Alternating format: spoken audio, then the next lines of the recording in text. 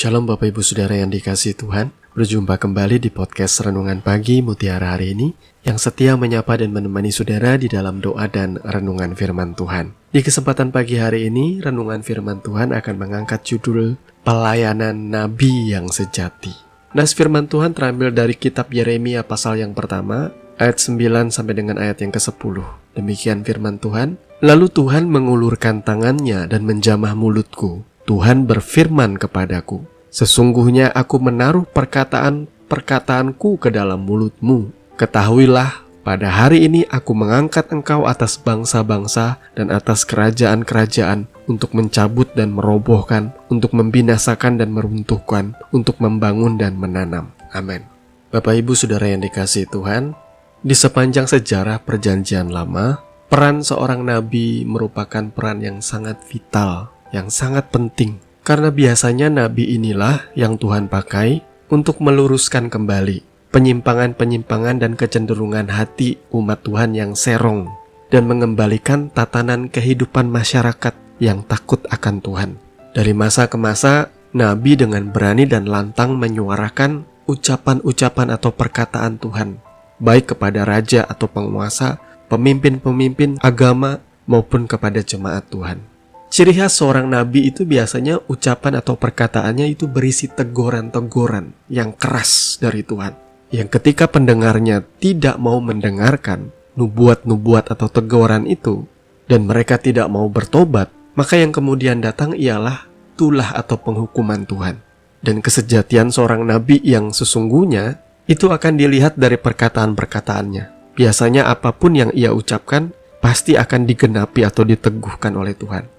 Di dalam Perjanjian Lama adalah satu hal yang berat untuk memikul tanggung jawab menjadi seorang nabi Tuhan. Karena kerasnya pesan dan teguran yang Tuhan titipkan di dalam hati dan mulut seorang nabi.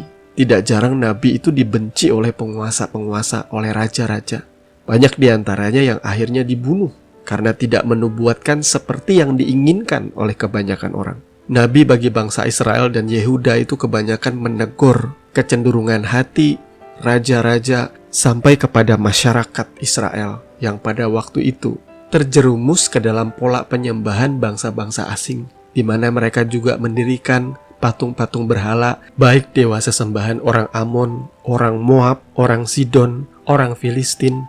Kesemuanya itu mendatangkan murka Tuhan, sehingga Tuhan menyerahkan bangsa Israel untuk dijajah atau dikuasai oleh bangsa-bangsa lain. Seorang nabi ketika ia datang ke sebuah kota, ia akan mendatangkan kegentaran di hati para pendengarnya. Karena pilihannya cuma dua. Ia akan membawa pesan teguran yang keras dari Tuhan, ia akan membawa murka Tuhan apabila orang-orang tidak bertobat, atau ia akan membawa pengharapan, janji yang daripada Tuhan ketika mereka setia kepada Tuhan. Bagaimana dengan zaman sekarang? Kita sudah berada di masa Perjanjian Baru. Apakah peran dan panggilan seorang nabi masih dibutuhkan hari-hari ini? Saya katakan masih, saudaraku. Itu sebabnya di dalam kitab suci kita disebutkan ada 5 jawatan untuk memperlengkapi gereja Tuhan. Efesus 4 ayat 11 berkata, dan ialah yang memberikan baik rasul-rasul maupun nabi-nabi, baik pemberita-pemberita Injil maupun gembala-gembala dan pengajar-pengajar. Masalahnya sekarang ada banyak orang yang begitu menyanjung jabatan atau panggilan seorang nabi, seolah-olah nabi di masa Perjanjian Baru itu sama dengan nabi di Perjanjian Lama, seorang one man show, single fighter yang dipakai oleh Tuhan. Padahal tidak. Seorang nabi di dalam Perjanjian Baru adalah bagian dari 5 jawatan, yang perannya itu untuk memperlengkapi. Ia tidak bisa berdiri sendiri. Nabi bukanlah yang paling tinggi dan terutama. Ibarat anggota-anggota tubuh kita, semua bagian itu penting karena memiliki peran tersendiri. Panggilan nabi itu agak disalahartikan di masa yang sekarang. Memang nabi itu identik dengan bernubuat dan penglihatan. Sehingga hari-hari ini banyak anak-anak Tuhan yang seolah-olah ingin mempertontonkan karunia nabinya dengan mengatakan bahwa mereka mendengar Tuhan berbicara seperti ini, atau Tuhan memberikan penglihatan seperti ini dan itu tentang bencana alam, tentang ini, atau Tuhan memberikan mimpi kepada mereka bahwa Indonesia akan terjadi ini, itu, dan lain sebagainya. Bagi saya, hal-hal yang seperti itu tidak lebihnya saudara seperti seorang cenayang atau seperti peramal Indonesia macam Mama Lauren, Mbak Yu, Roy Kiyoshi. Karena ciri panggilan nabi yang sejati itu ialah seperti ayat pembacaan kita di kesempatan pagi hari ini. Aku akan menaruh perkataan-perkataanku di dalam mulutmu. Di mana perkataan-perkataan itu berisi pesan-pesan Tuhan yang keras, yang menegur agar hati jemaat berbalik kepada Tuhan. Sebagaimana Maleakhi 4 ayat 5 dan 6 berkata, sesungguhnya aku akan mengutus Nabi Elia kepadamu menjelang datangnya hari Tuhan yang besar dan dahsyat itu. Maka ia akan membuat hati bapa-bapa berbalik kepada anak-anaknya dan hati anak-anak kepada bapa-bapaknya, supaya jangan aku datang memukul bumi sehingga musnah. Apa yang paling penting dari peran seorang nabi di dalam perjanjian baru? Sebagaimana nabi di dalam perjanjian lama itu tidak takut untuk menyuarakan kebenaran dan menegur bahkan raja-raja Israel dan Yehuda, demikian juga di dalam perjanjian baru.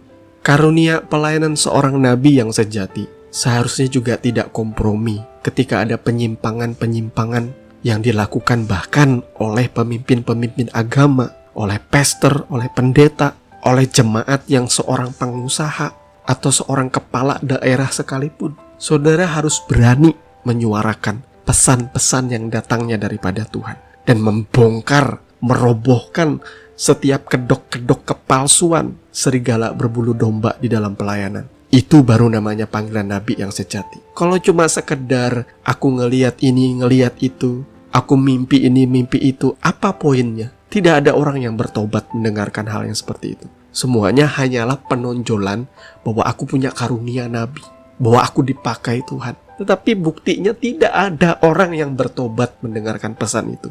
Seorang nabi biasanya ia akan menyampaikan berita yang membuat kaki setiap orang gemetar, dan mereka akan berlutut di hadapan Tuhan, memohon pengampunan Tuhan, berbalik dari jalan-jalannya yang jahat. Itu baru panggilan nabi yang sejati. Ia menegur kecenderungan hati jemaat yang mulai menjauh daripada Tuhan. Biasa pengajar-pengajar firman Tuhan yang membawa pesan kenabian, mereka akan kembali menegakkan nilai-nilai Alkitabiah yang mulai ditinggalkan oleh jemaat karena dikompromikan dengan dunia ini. Ini juga yang menjadi semangat di dalam podcast Renungan Harian Mutiara hari ini. Kami ingin mengembalikan nilai-nilai kekristenan dan standar iman yang benar. Mari kita berdoa. Bapa, di dalam nama Tuhan Yesus, terima kasih untuk kebenaran firman. Di kesempatan pagi hari ini sudah menegur dan mengajar kami. Biarlah kami Tuhan boleh berjalan di dalam panggilan-Mu yang sejati untuk memberitakan kabar baik, untuk menyampaikan perkataan-perkataan Tuhan bahkan yang keras sekalipun, agar jemaat Tuhan boleh berbalik kepada Tuhan dan diselamatkan dari jalan-jalannya yang jahat. Tolong kami Tuhan, luputkan kami dari murka Allah yang bernyala-nyala. Biarlah kami hidup di dalam kasih, di dalam kekudusan, sesuai dan seturut dengan kebenaran firman. Di dalam nama Tuhan Yesus kami berdoa. Amin.